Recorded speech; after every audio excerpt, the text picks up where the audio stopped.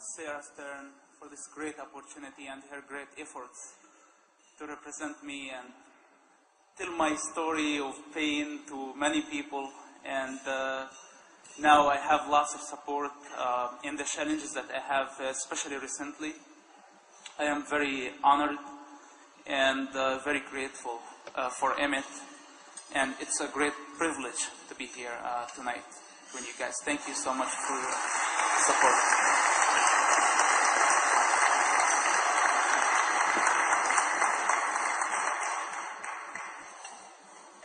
God Almighty used the ignorant to confound the wise, and the weak to confound the strong, and the nothing to confound everything. I am ignorant, weak, and nothing, and God is using me, and I'm very honored to be used by God Almighty, the God of love against the God of hate. Yes, they exist. They are there. And I personally switched gods. I was very devoted to the God of hate. Why did I leave that religion, that belief? And trust me, most of the things that I say, they are politically incorrect. So I hope I don't offend anybody, and I have my reasons to say what I have to say. It's a calling, it's a duty.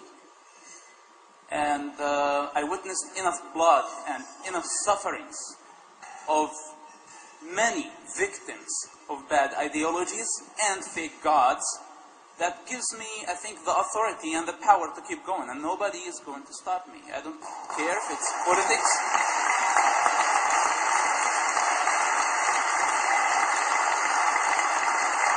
Thank you. So, why did I leave? Why did I leave Islam? It's not easy to answer this question. But if I have an easy answer in my mind, I say because the God of Islam doesn't like music. Simple answer. And he doesn't like Jews. He doesn't like infidels. Also, he doesn't like Muslims. The God of Islam is the biggest enemy of Muslims. I cannot prove it. And he's sending them to death. He is enslaving them with shame, fear, and guilt. Those are the weapons that the God of Islam uses against the nation of Islam. They are slaves. They have been enslaved. They have been lied to. And to come out of that picture, of all that environment, and come to the God of liberty. Liberty of religion, liberty of all types of human weaknesses that everybody suffers every day.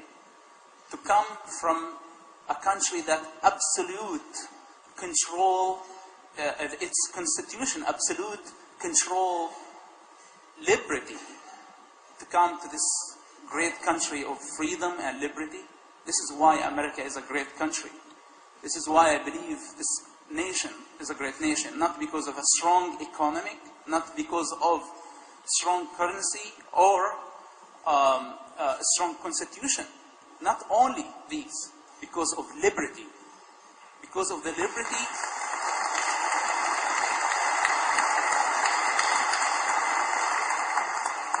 that springs its roots from the teachings and the sacrifice of my God on the cross.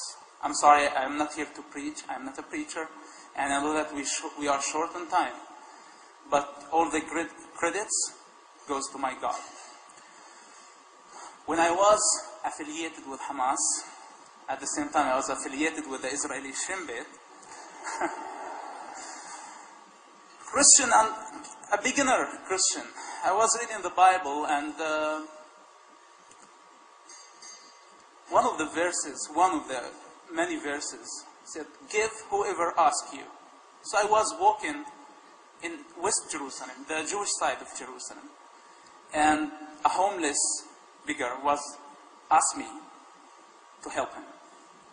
And during that time, I said, this great teacher of the Bible is asking me to help everybody, no matter what. Whoever asked me, he didn't say Jews or Christians, anybody.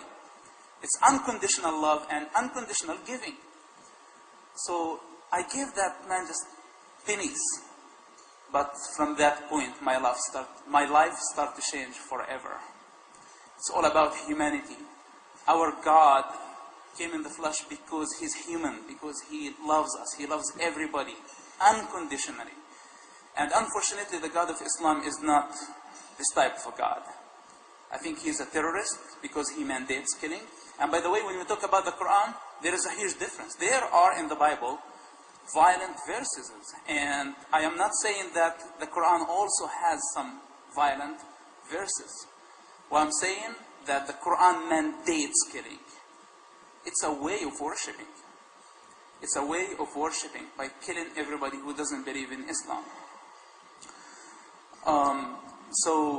And from Islam, as a name by the way, when we hear Islam, Islam means submission.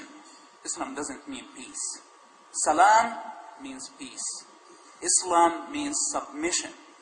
Submit, or the options are not good. It was our project. I know enough about it. I was devoted to that. And either, if it's in the United States or maybe somewhere from an island, thank God for technology. If I have to be somewhere else, I will keep fighting the God of Islam because He's taken my family from me. I don't blame my family for disowning me today. I blame their God. My people are fighting for liberation, Palestinian people. And who's their greatest enemy? Israel. They want to destroy Israel so they become liberated. While they worship the God that is really their enemy every day. They don't recognize that they're worshiping their biggest enemy every day and they're looking for other enemies outside. What will happen if Israel just disappear from the map? There is no Israel anymore. Will there be peace in the Middle East? Palestinians will kill each other, I guarantee you, and it happened. I said this, by the way, before what happened in Gaza. I'm not saying that Palestinians don't have the right to be like any other nation. Those are my people. I know enough about their sufferings. And I cry for their pain. But they need to take serious steps toward, first, to understand what liberty means. What freedom means. In order to fight for something, you need to understand what you're fighting for. You cannot fight for liberty while you don't understand what liberty means. You cannot achieve liberty while you're killing liberty every day in your house, in your heart as individual. Those are the problems that...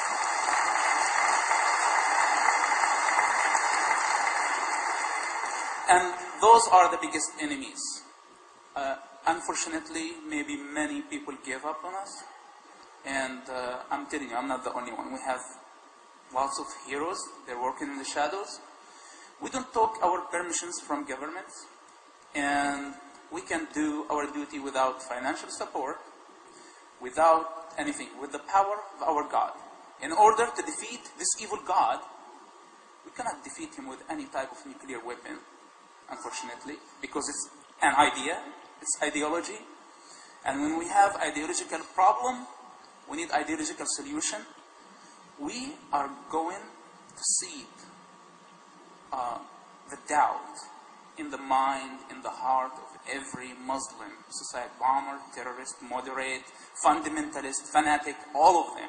We're going to see the doubts of their God in their minds. We are going to help them to understand their God only exists in their minds. He's a illogical God. He doesn't have moralities. He doesn't have responsibilities. He's a terrorist. He exists here in America, not only in the Middle East. And he's very dangerous. He exists in every mosque and in every society in America. We will keep fighting him. We're not going to stop. We're not going to give up. Yes, I am weak.